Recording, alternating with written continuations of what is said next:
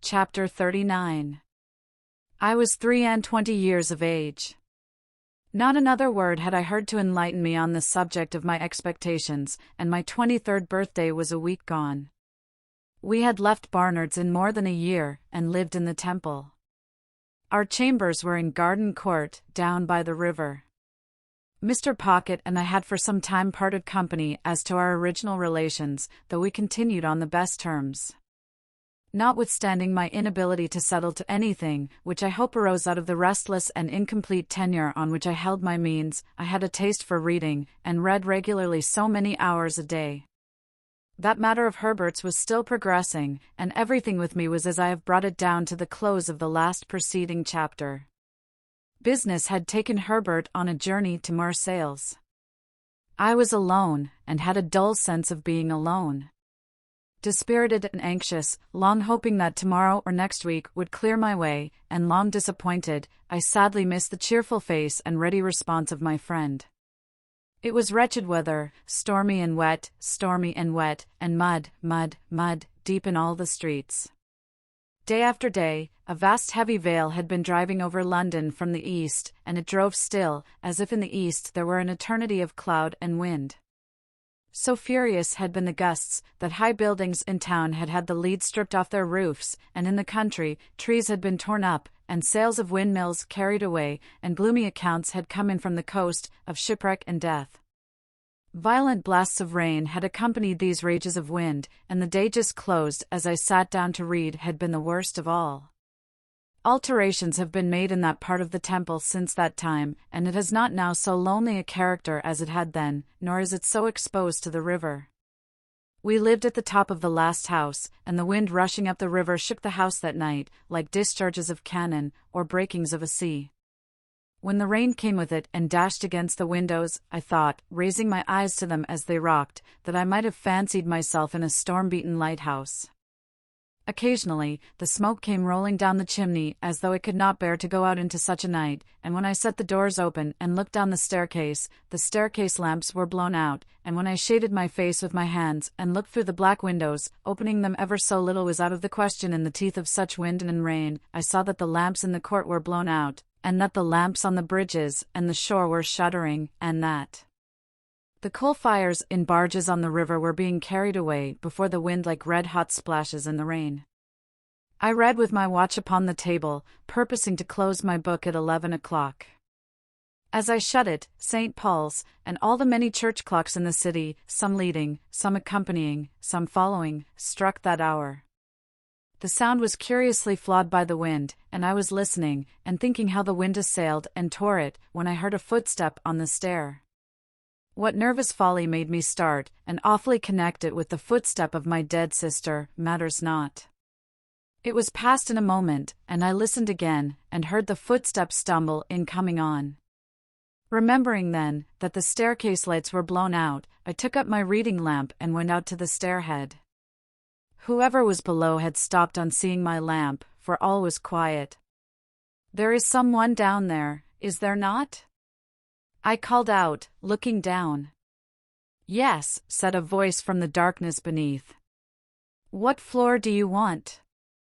"The top." "Mr. Pip." "That is my name. There is nothing the matter?" "Nothing the matter," returned the voice. And the man came on. I stood with my lamp held out over the stair rail, and he came slowly within its light. It was a shaded lamp, to shine upon a book, and its circle of light was very contracted, so that he was in it for a mere instant, and then out of it. In the instant, I had seen a face that was strange to me, looking up with an incomprehensible air of being touched and pleased by the sight of me. Moving the lamp as the man moved, I made out that he was substantially dressed, but roughly, like a voyager by sea. That he had long iron-grey hair. That his age was about 60. That he was a muscular man, strong on his legs, and that he was browned and hardened by exposure to weather. As he ascended the last stair or two, and the light of my lamp included us both, I saw, with a stupid kind of amazement, that he was holding out both his hands to me. "Pray, what is your business?" I asked him. "My business," he repeated, pausing. Ah, yes. I will explain my business, by your leave. Do you wish to come in? Yes, he replied, I wish to come in, master. I had asked him the question inhospitably enough, for I resented the sort of bright and gratified recognition that still shone in his face. I resented it, because it seemed to imply that he expected me to respond to it. But I took him into the room I had just left, and, having set the lamp on the table, asked him as civilly as I could to explain himself. He looked about him with the strangest air, an air of wondering pleasure, as if he had some part in the things he admired, and he pulled off a rough outer coat and his hat. Then, I saw that his head was furrowed and bald, and that the long iron-gray hair grew only on its sides. But, I saw nothing that in the least explained him.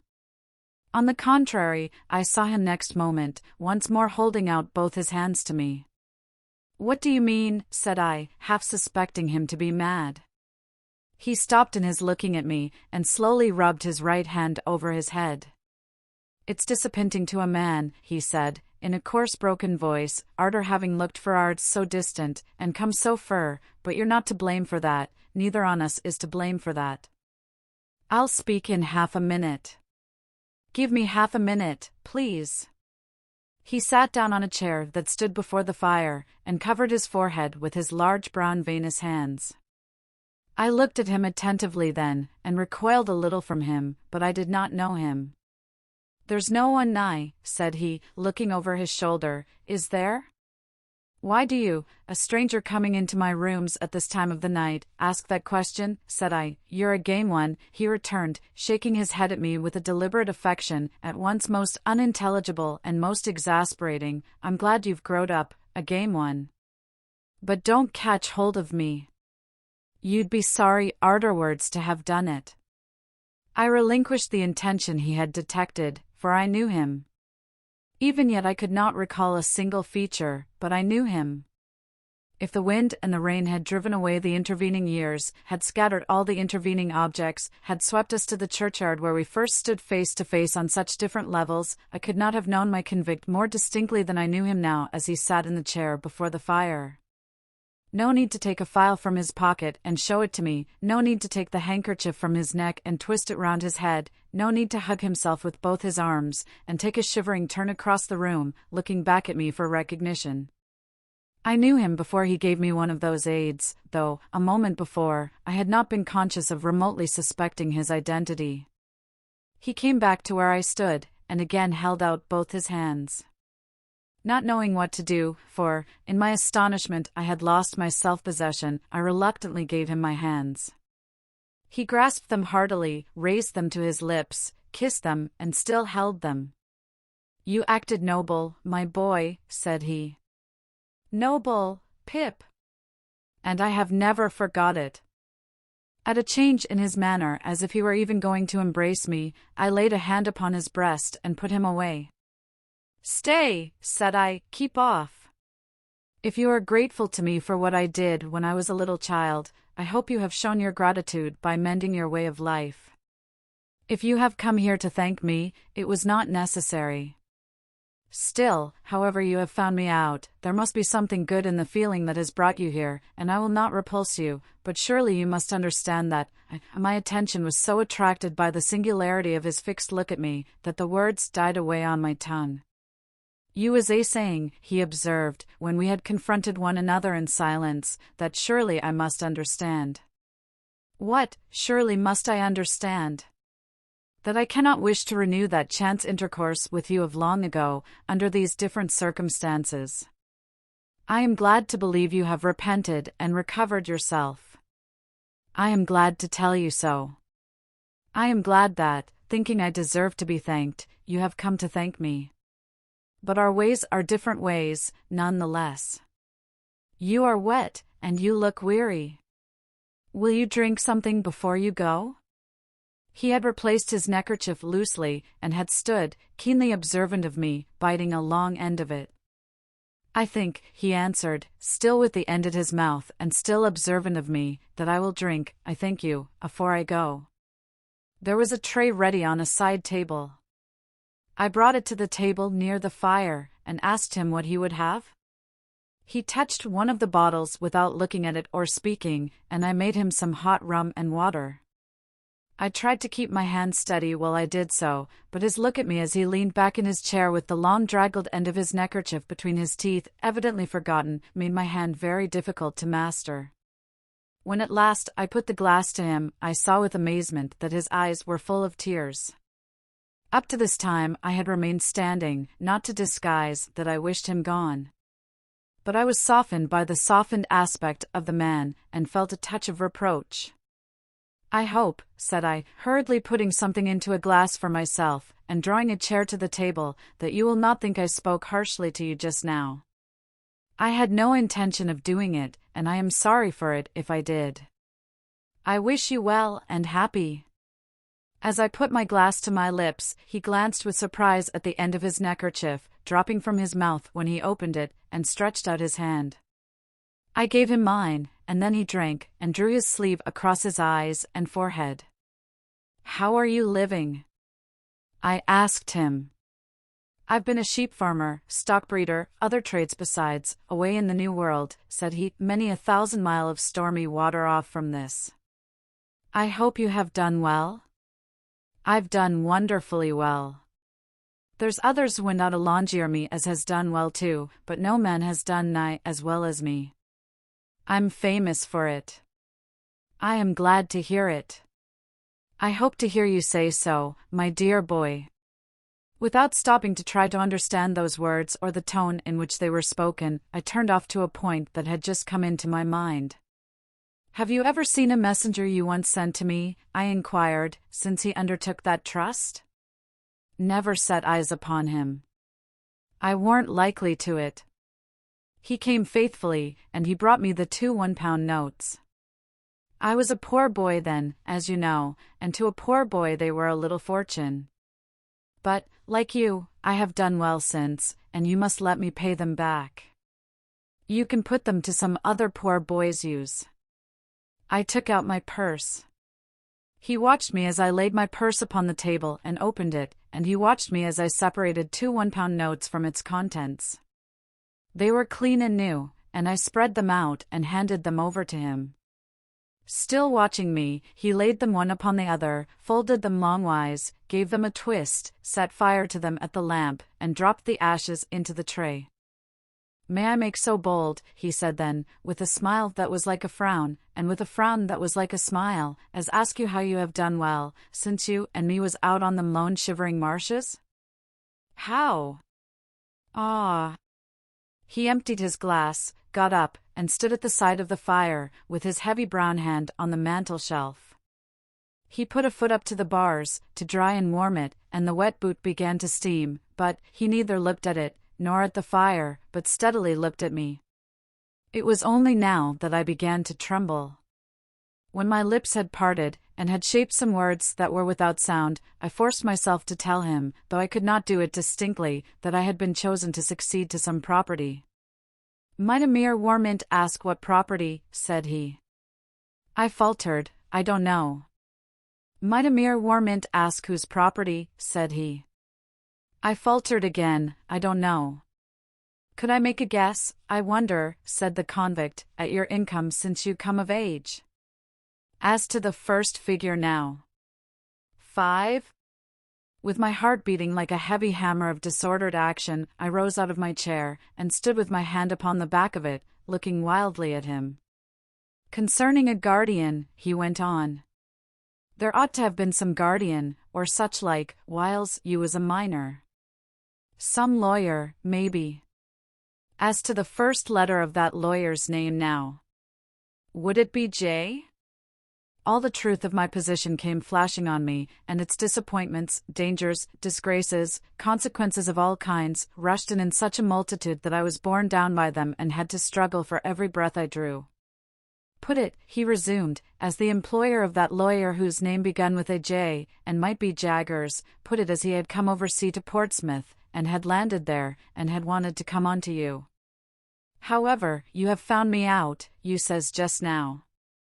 Well, however, did I find you out? Why, I wrote from Portsmouth to a person in London for particulars of your address. That person's name? Why, Wemmick. I could not have spoken one word, though it had been to save my life. I stood, with a hand on the chair back and a hand on my breast, where I seemed to be suffocating. I stood so, looking wildly at him, until I grasped at the chair, when the room began to surge and turn. He caught me, drew me to the sofa, put me up against the cushions, and bent on one knee before me, bringing the face that I now well remembered, and that I shuddered at, very near to mine. Yes, Pip, dear boy, I've made a gentleman on you. It's me what has done it. I swore that time, sure as ever I earned a guinea, that guinea should go to you.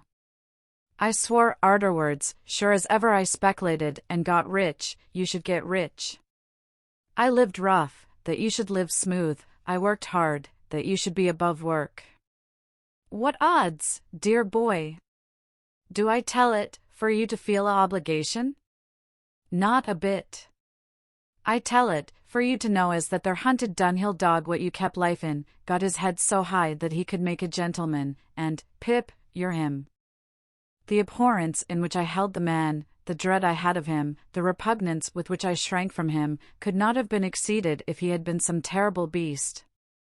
Look-ye here, Pip. I'm your second father. You're my son, more to me nor any son. I've put away money, only for you to spend. When I was a hired-out shepherd in a solitary hut, not seeing no faces, but faces of sheep till I half forgot what men's and women's faces was like, I see yourn. I drops my knife many a time in that hut when I was a-eating my dinner or my supper, and I says, here's the boy again, a-looking at me whiles I eats and drinks. I see you there many times, as plain as ever I see you on the misty marshes. Lord, strike me dead. I says each time, and I goes out in the air to say it under the open heavens, but what, if I gets liberty and money, I'll make that boy a gentleman. And I done it. Why, look at you, dear boy. Look at these here lodgings of yourn, fit for a lord. A lord? Ah. You shall show money with lords for wagers, and beat 'em. In his heat and triumph, and in his knowledge that I had been nearly fainting, he did not remark on my reception of all this. It was the one grain of relief I had. Look-ye here, he went on, taking my watch out of my pocket, and turning towards him a ring on my finger, while I recoiled from his touch as if he had been a snake, a gold un and a beauty, that's a gentleman's, I hope. A diamond all set round with rubies, that's a gentleman's, I hope. Look at your linen, fine and beautiful. Look at your clothes, better ain't to be got. And your books too, turning his eyes round the room, mounting up, on their shelves, by hundreds. And you read M, don't you? I see you'd been a-reading of M when I come in. Ha, ha, ha. You shall read M to me, dear boy.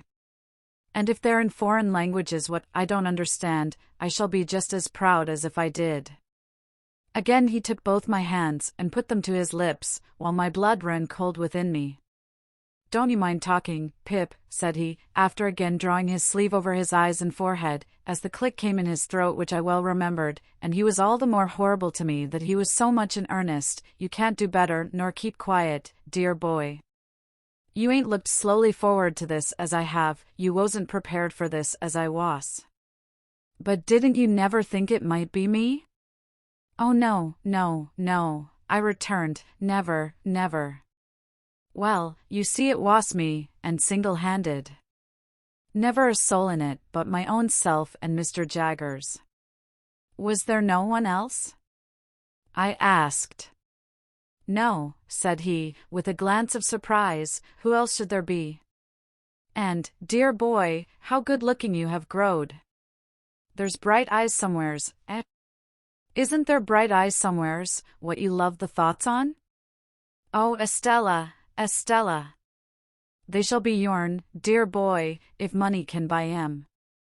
Not that a gentleman like you, so well set up as you, can't win 'em off of his own game, but money shall back you. Let me finish what I was a-telling you, dear boy. From that their hut and that their hiring out, I got money left me by my master, which died, and had been the same as me, and got my liberty and went for myself. In every single thing I went for you. Lord strike a blight upon it, I says, whatever it was I went for, if it ain't for him. It all prospered wonderful. As I give you to understand just now, I'm famous for it. It was the money left me, and the gains of the first few year what I sent home to Mr. Jaggers, all for you, when he first come arter you, agreeable to my letter. Oh, that he had never come! That he had left me at the forge, far from contented, yet, by comparison, happy. And then, dear boy, it was a recompense to me, look ye here, to know in secret that I was making a gentleman. The blood horses of them colonists might fling up the dust over me as I was walking, what do I say? I says to myself, I'm making a better gentleman nor ever you'll be. When one of 'em says to another, he was a convict, a few year ago, and is a ignorant common fellow now, for all he's lucky, what do I say? I says to myself, if I ain't a gentleman, nor yet ain't got no learning, I'm the owner of such. All on you owns stock and land, which on you owns a brought-up London gentleman. This way I kept myself a-going. And this way I held steady afore my mind that I would for certain come one day and see my boy, and make myself known to him on his own ground. He laid his hand on my shoulder. I shuddered at the thought that for anything I knew, his hand might be stained with blood. It warn't easy, Pip, for me to leave them parts, nor yet it warn't safe. But I held to it, and the harder it was, the stronger I held, for I was determined, and my mind firm made up. At last I done it. Dear boy, I done it. I tried to collect my thoughts, but I was stunned. Throughout, I had seemed to myself to attend more to the wind and the rain than to him. Even now, I could not separate his voice from those voices, though those were loud and his was silent. Where will you put me? He asked, presently. I must be put somewheres, dear boy. To sleep? Said I, yes. And to sleep long and sound, he answered, for I've been sea-tossed and sea-washed, months and months. My friend and companion, said I, rising from the sofa, is absent, you must have his room. He won't come back tomorrow, will he? No, said I, answering almost mechanically, in spite of my utmost efforts, not tomorrow. Because, look-ye here, dear boy, he said, dropping his voice, and laying a long finger on my breast in an impressive manner, caution is necessary. How do you mean? Caution? By gee, it's death. What's death? I was sent for life. It's death to come back. There's been overmuch coming back of late years, and I should of a certainty be hanged if took. Nothing was needed but this, the wretched man, after loading wretched me with his gold and silver chains for years, had risked his life to come to me, and I held it there in my keeping. If I had loved him instead of abhorring him, if I had been attracted to him by the strongest admiration and affection, instead of shrinking from him with the strongest repugnance, it could have been no worse. On the contrary, it would have been better, for his preservation would then have naturally and tenderly addressed my heart. My first care was to close the shutters, so that no light might be seen from without, and then to close and make fast the doors. While I did so, he stood at the table drinking rum and eating biscuit, and when I saw him thus engaged, I saw my convict on the marshes at his meal again. It almost seemed to me as if he must stoop down presently, to file at his leg. When I had gone into Herbert's room, and had shut off any other communication between it and the staircase than through the room in which our conversation had been held, I asked him if he would go to bed. He said yes, but asked me for some of my gentleman's linen to put on in the morning. I brought it out, and laid it ready for him, and my blood again ran cold when he again took me by both hands to give me good night. I got away from him, without knowing how I did it, and mended the fire in the room where we had been together, and sat down by it, afraid to go to bed. For an hour or more, I remained too stunned to think, and it was not until I began to think that I began fully to know how wrecked I was, and how the ship in which I had sailed was gone to pieces. Miss Havisham's intentions towards me, all a mere dream, Estella not designed for me. I only suffered in Sada's house as a convenience, a sting for the greedy relations, a model with a mechanical heart to practice on when no other practice was at hand. Those were the first smarts I had. But, sharpest and deepest pain of all, it was for the convict, guilty of I knew not what crimes, and liable to be taken out of those rooms where I sat thinking, and hanged at the Old Bailey door, that I had deserted Joe. I would not have gone back to Joe now, I would not have gone back to Biddy now, for any consideration, simply, I suppose, because my sense of my own worthless conduct to them was greater than every consideration. No wisdom on earth could have given me the comfort that I should have derived from their simplicity and fidelity, but I could never, never, undo what I had done. In every rage of wind and rush of rain, I heard pursuers. Twice, I could have sworn there was a knocking and whispering at the outer door. With these fears upon me, I began either to imagine or recall that I had had mysterious warnings of this man's approach. That, for weeks gone by, I had passed faces in the streets which I had thought like his. That these likenesses had grown more numerous, as he, coming over the sea, had drawn nearer. That his wicked spirit had somehow sent these messengers to mine, and that now on this stormy night he was as good as his word, and with me.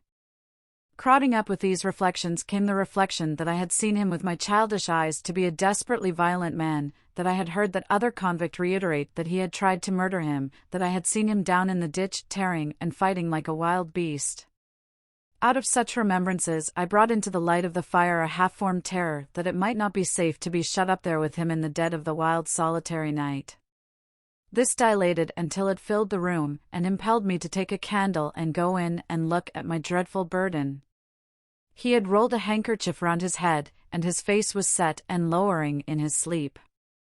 But he was asleep, and quietly too, though he had a pistol lying on the pillow. Assured of this, I softly removed the key to the outside of his door, and turned it on him before I again sat down by the fire. Gradually I slipped from the chair and lay on the floor. When I awoke without having parted in my sleep with the perception of my wretchedness, the clocks of the eastward churches were striking 5, the candles were wasted out, the fire was dead, and the wind and rain intensified the thick black darkness. This is the end of the second stage of Pip's expectations.